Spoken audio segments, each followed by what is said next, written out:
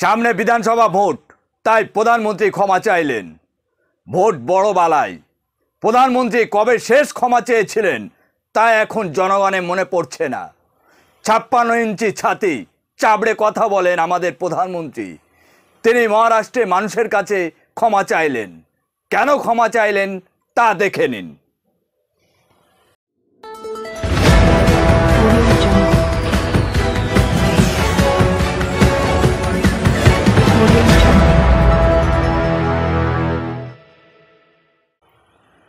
সবাইকে শুভেচ্ছা ভালোবাসা জানিয়ে আমি আফতাব হালদার আজ শুরু করছি দেশের খবর।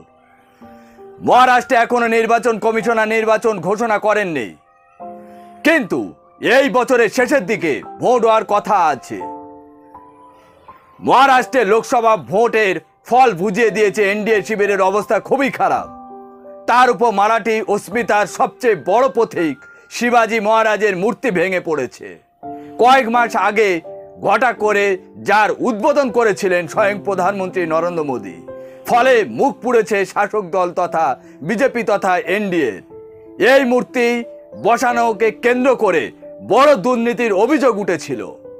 তাই এই বিড়ম্বনায় ঢাকতে এবারে আসরে নেমে ক্ষমা চাইলেন স্বয়ং নরেন্দ্র মোদী। মোদীজি বলেন, ছত্রপতি শিবাজি শুধু একজন মহারাজ বা রাজা নন, তিনি আমাদের কাছে দেবতা। তাই আমি নতমস্তকে আমার সেই দেবতার কাছে ক্ষমা চাইছি। এই মূর্তি ভেঙে পড়ায় যাদের ভাবাবেগের আঘাত লেগেছে তাদের কাছে ক্ষমা চাইছি, এই বলে ক্ষমা চান মোদীজি। 56 ইঞ্চি ছাতি চাবড়ে চাবড়ে যিনি কথা বলেন, আজ তিনি মানুষের সামনে ক্ষমা চাইলেন। তিনি শেষ কবে ক্ষমা চেয়েছিলেন তা আমাদের কারোর মনে পড়ছে না। মহারাষ্ট্রের সিন্ধুদুর্গ জেলায় রাজকোট ফোর্ট গত বছর ডিসেম্বরে নৌসেনা দিবসের অনুষ্ঠানে ছত্রপতি শিবাজির 35 ফুট উঁচু মূর্তি উদ্বোধন করেছিলেন প্রধানমন্ত্রী নরেন্দ্র মোদী। খরচ হয়েছিল 2,36,00,000 টাকা। পরে লোকসভা ভোটের প্রচারে গিয়ে বারবার ওই প্রকল্প ওই শিবাজির মহারাজ নামে নিয়ে গাল ভরা কথাও শুনিয়েছিলেন নরেন্দ্র মোদী। 8 মাস আগে উদ্বোধন করেছিলেন ওই বিশাল মূর্তি। সেই মূর্তি গত সোমবার হুড়মুড়িয়ে ভেঙে পড়েছে।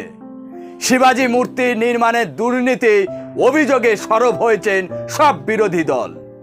মহারাষ্ট্রের সামনে বিধানসভা ভোটের ঠিক আগে এই ঘটনায় মুখ পুড়েছে বিজেপির নেতৃত্বাধীন শাসক জোটের।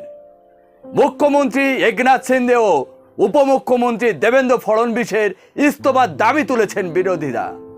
মুখ্যমন্ত্রী বা উপমুখ্যমন্ত্রী এই ঘটনায় ক্ষমা চাইলেও চিড়ে ভেজেনি, তাই স্বয়ং প্রধানমন্ত্রী ময়দানে নেমে ক্ষমা চান।